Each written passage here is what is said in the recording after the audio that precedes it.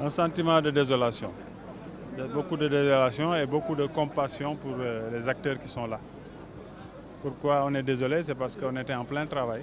On est en train d'aménager à l'intérieur avec pour objectif d'y installer des cantines. Et l'une des caractéristiques de ces cantines qu'on avait exigées, c'est qu'elles soient unifuges, c'est-à-dire donc ininflammables. Et vous voyez qu'avant qu'on termine ces travaux, ceci arrive. Et pour la deuxième fois en presque 6 mois.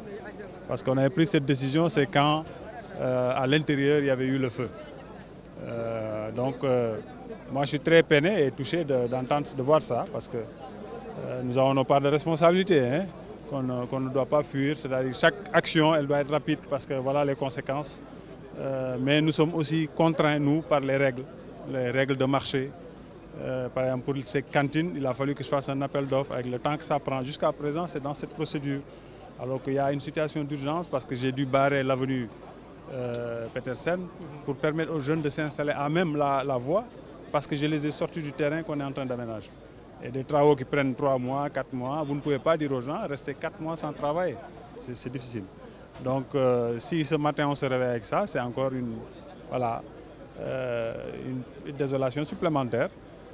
Je sais la peine qu'ils doivent vivre.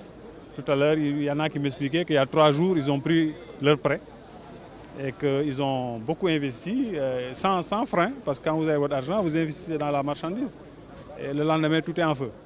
Donc, vous voyez, le prêt, il est là, il n'y a plus de marchandises. Et ce soir, ils ne pourront même pas faire ce que j'appelle le beating bag, c'est-à-dire se promener et vendre, parce qu'il n'y aura même pas de marchandises. Voilà. Donc, c'est ce sentiment qui nous anime, vraiment pas autre chose. Okay. Ben, essayez de voir comment, en tout cas, je lance un appel à la DCMP, autant que possible de m'accélérer le traitement des cantines que nous devons installer à l'intérieur. C'est ça la solution. La solution, c'est de ne pas garder ces jeunes dans la rue. Je leur ai toujours dit, que je sois en campagne ou pas, quand je viens ici, je leur dis ça ne peut pas continuer. Ce n'est pas possible, parce que c'est précaire. Et vous voyez, les conséquences possibles, elles sont dramatiques. Perdre tout son bien en 1 seconde.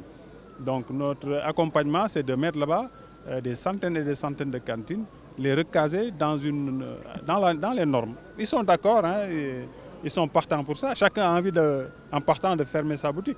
Même si aujourd'hui, certains qui ont des cantines sont inquiets parce que le feu est là. Donc c'est ça, moi, c'est la solution que je vois qui est la plus pérenne. Tout le reste, c'est du rafistolage. Hein. On déguerpit les gens, ils reviennent. C'est du rafistolage. Et on est confronté à une réalité. Ces milliers de jeunes doivent obligatoirement gagner leur pain. C'est une responsabilité aussi que nous avons socialement. Donc si pour l'instant, c'est ce qui leur permet de gagner leur pain, nous sommes obligés d'accompagner autant qu'on peut. On ne peut pas uniquement avoir le bâton et sans solution alternative. Pour dire à quelqu'un, c'est fini, et je leur ai dit, quand ce sera fini à l'intérieur, personne ne sera à l'extérieur. Ça, je pense qu'ils m'entendent, ils m'entourent, je le dis ici. Je le dis tout le temps ici, ce sera non négociable, mais parce qu'ils auront une solution. Mais pour l'instant, il n'y a pas de solution sur la table. Ils ne peuvent que se débrouiller pour essayer de gagner leur vie.